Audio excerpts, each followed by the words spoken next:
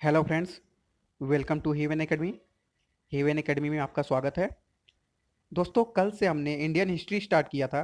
कल आपको उसके बारे में काफ़ी बेसिक नॉलेज दी गई और बिल्कुल आपको समझ में आया कि इतिहास की उत्पत्ति कहाँ से हुई या हिस्ट्री का फादर किसे बोलते हैं। हिस्ट्री को कितने भागों में हम लोगों ने डिवाइड किया है अपने सुविधानुसार पढ़ने के लिए, और क्या क्या सोर्सेस हम लोग फॉलो करते हैं हिस्ट्री के लिए। तो ये सब बेसिक जानकारी आपको कल मिल गई थी। आज से हम लोग प्रॉपर अपना कंटेंट स्टार्ट करते हैं हिस्ट्री का। तो हमने जैसा कि बोला था कि हम लोग मीडिवल हिस्ट्री यानी कि मध्यकालीन भारत से अपनी सिलेबस की शुरुआत करेंगे। तो चलिए स्टार्ट करते हैं मध्यकालीन भारत को। और आपको पता है कि इसमें हमको बेसिकली दिल्ली सल्तनत और मुगल सल्तनत के बारे में पढ़ना है या मुगल वंश के बारे में पढ़ना है। तो उसके पहले मैं आपसे एक बात कहना चाहता हूँ, अगर आपने अभी तक हमारे यूट्यूब चैनल को सब्सक्राइब नहीं किया है तो जाइए यूट्यूब चैनल हेवन एकेडमी को सब्सक्राइब करिए और बेल आइकन को जरूर प्रेस कर दीजिएगा ताकि आपको हर वीडियो की नोटिफिकेशन मिलती रहे। और अगर आपको नोट्स चाहिए ये सबसे रिलेटेड जो भी मैं पढ़ा रहा हूँ, तो आपको अगर प्रॉपर नोट्स चाहिए तो उसके लिए आप हमारा हीवन एकेडमी नामक टेलीग्राम चैनल पे जाके ज्वाइन हो जाइए। और हीवन और एकेडमी के बीच में गैप नहीं रखिएगा टेलीग्राम ज्वाइन करते टाइम। हाँ, अगर आप यूट्यूब पे सर्च करते हैं तो हीवन एकेडमी, जैसे यहाँ पे लिखा हुआ है गैप है हीवन और एकेडमी के बीच में, तो वहाँ पे सर्च करिए और जाके ज्वाइन हो जाइए और सब्सक्राइब कर लीजिए। तो चलिए अपने लेक्चर को स्टार्ट करते हैं। पर आज हमें पढ़ना है सबसे पहले, क्योंकि हमें पता है कि मिडिवल हिस्ट्री में क्या होता है, इस्लाम से रिलेटेड सारी बातें हैं, इस्लाम धर्म के बारे में पढ़ना है। तो उसी लिए हम लोग क्या कर रहे हैं, आज इस्लाम से शुरुआत करेंगे। सबसे पहले जानते हैं कि आखिर इस्लाम होता क्या है या इस्लाम धर्म की उत्पत्ति कहाँ से हुई। तो देखिए, जो इस्लाम की उत्पत्ति हुई थी वो हुई थी जुडाइज्म नामक शब्द से। जुडाइज्म बोलते हैं इंग्लिश में और हिंदू बोलते हैं यहूदी धर्म। मतलब यहूदी धर्म से किसका जन्म हुआ था, इस्लाम धर्म की उत्पत्ति हुई थी।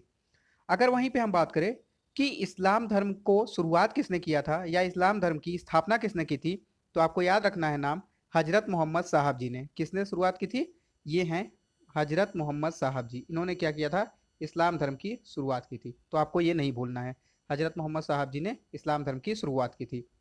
इनका जन्म कब हुआ था, तो याद रखिएगा, इनका जो जन्म हुआ था वो हुआ था 570 एडी में। कहाँ पे हुआ था, मक्का में। इनका जन्म 570 एडी में मक्का में हुआ था। और जैसा कि आपको पता है कि जैन धर्म के अनुसार महावीर स्वामी जी को महाज्ञान की प्राप्ति हुई थी। वहीं बुद्ध धर्म की अगर बात करें, बौद्ध धर्म की, तो बुद्ध जी को ज्ञान की प्राप्ति हुई थी, महाज्ञान की प्राप्ति हुई थी। वैसे ही अगर देखा जाए तो इनको कौन, हजरत मोहम्मद साहब जी को एनलाइटमेंट की प्राप्ति हुई थी। और ये एनलाइटमेंट उनको मिला था 610 ईस्वी में। कब मिला था, 610 ईस्वी में। मतलब 570 में इनका जन्म हुआ और लगभग 40 साल के जब ये थे तो 610 में इनको जो एनलाइटमेंट मिला वो कहाँ पे मिला, तो हीरा क्यों में, मतलब हीरा नामक एक गुफा थी, वहां पे इनको क्या मिला, एनलाइटमेंट मिला, महाज्ञान की प्राप्ति हुई। तो आपको ये भी याद रखना है कि इनको महाज्ञान की प्राप्ति कब हुई थी। तो याद रखिएगा हीरा केव में कब हुआ था, 7वीं सेंचुरी में या 7वीं शताब्दी में। और मैंने कब बताया, 610 में। उसके बाद इन्होंने क्या किया कि इन्होंने 622 में मक्का से ये मदीना चले गए। कहाँ चले गए, मक्का से मदीना। कब गए थे, तो आपको ये भी याद रखना है, ये गए थे मक्का से मदीना 622 में, जब ये लगभग मान के चलिए कि 52 साल के थे। कितने, 52 ईयर्स के थे। तो ये मक्का से मदीना गए। कौन गया, हजरत मोहम्मद साहब जी।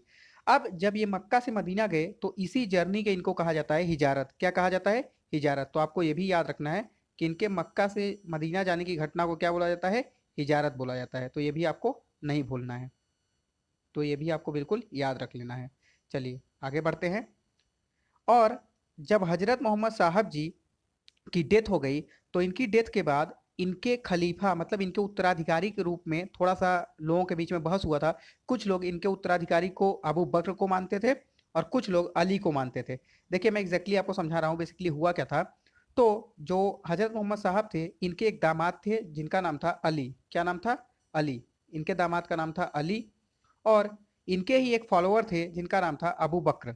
और इनको खलीफा को लेके थोड़ा सा इनमें मतभेद है। तो काफी ज्यादा लोग मानते हैं कि जो अबू बकर थे वो इनके पहले खलीफा थे, पहले उत्तराधिकारी थे, और चौथे नंबर पे बने थे कौन, अली। ठीक है, तो आपको ये भी याद रखना है।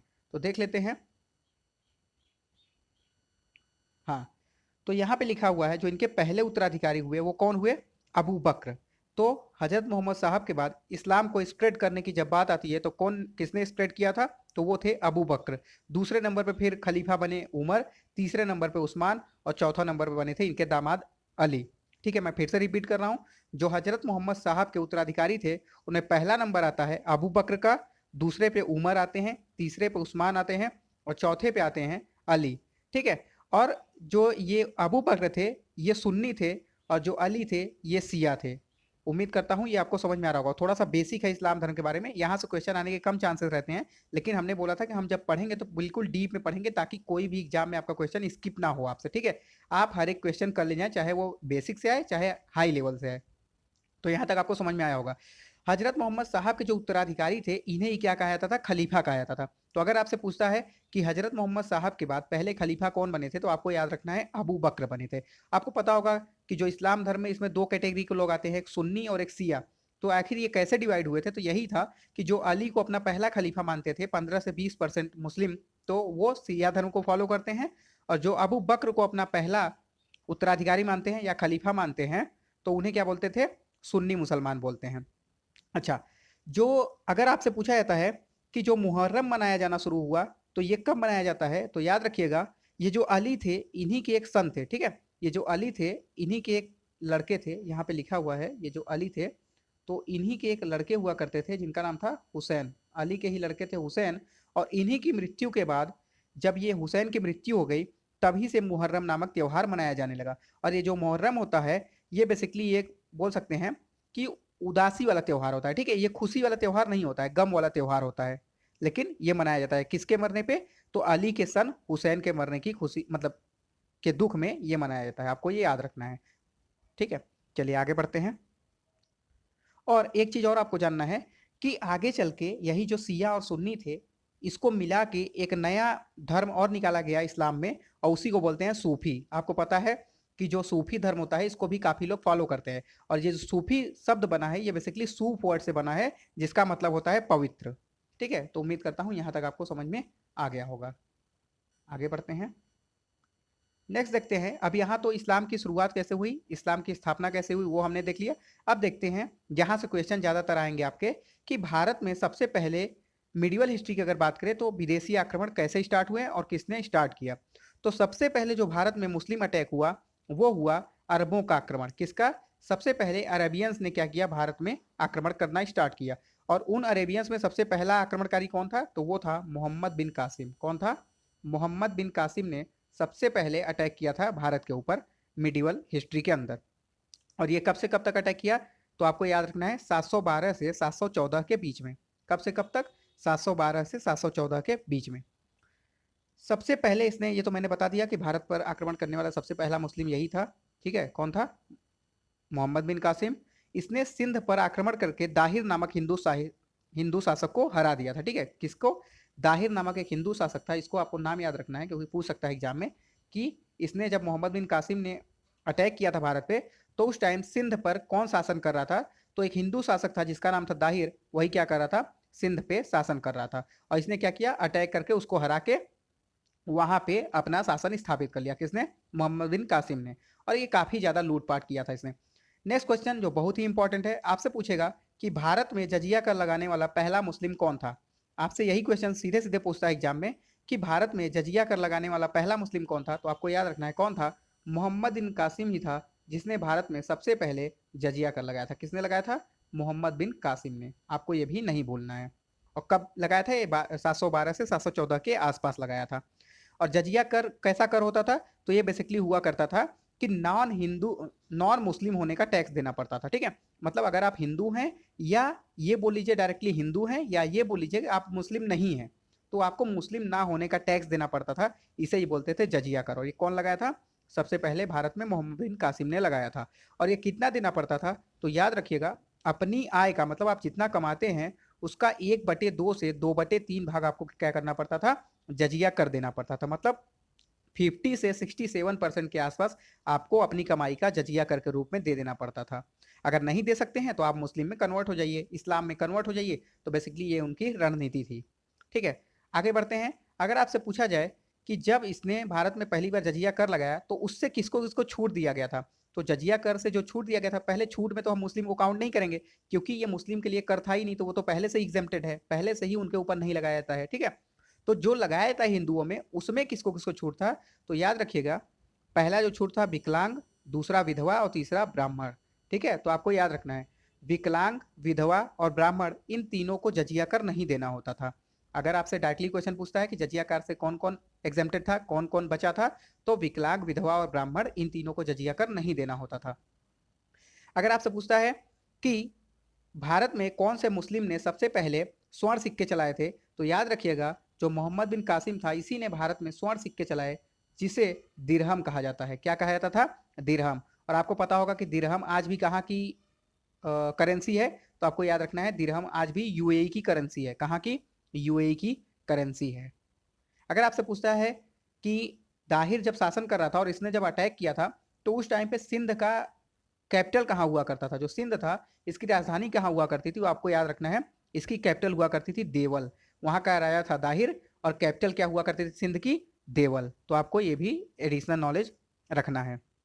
उसके बाद देखते हैं नेक्स्ट, आपसे अगर पूछता है कि भारत में पहले हम अभी तुर्क आक्रमण थोड़ा सा बाद में स्टार्ट करेंगे, अभी करते हैं थोड़ी देर में, पहले आपको कुछ और इंपॉर्टेंट जानकारी दे देते हैं जो कि पीडीएफ में नहीं है, ठीक है।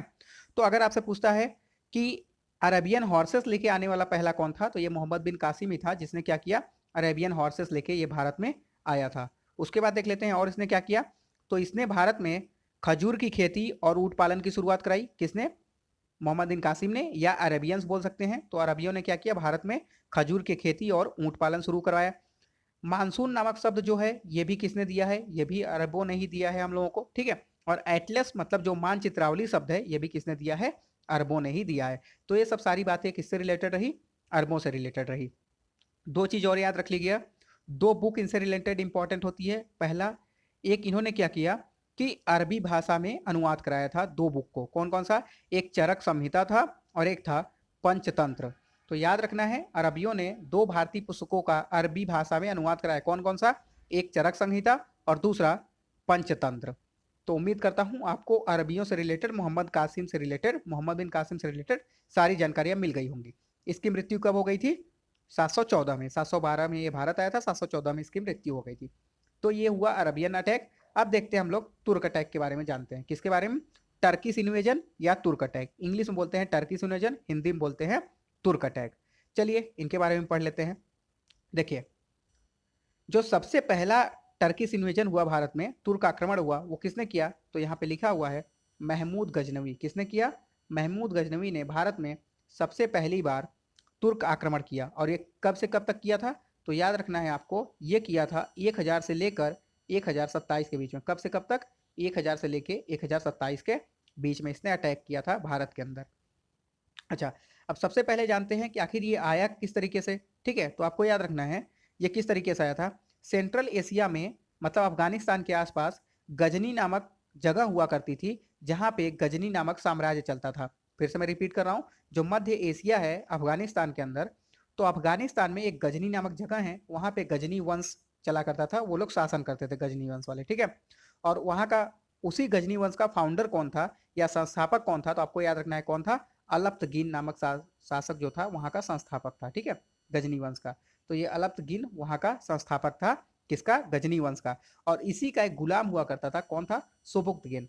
तो ये जो सुबुक्तगीन था ये कौन था, ये अलप्तगीन नामक शासक का गुलाम था।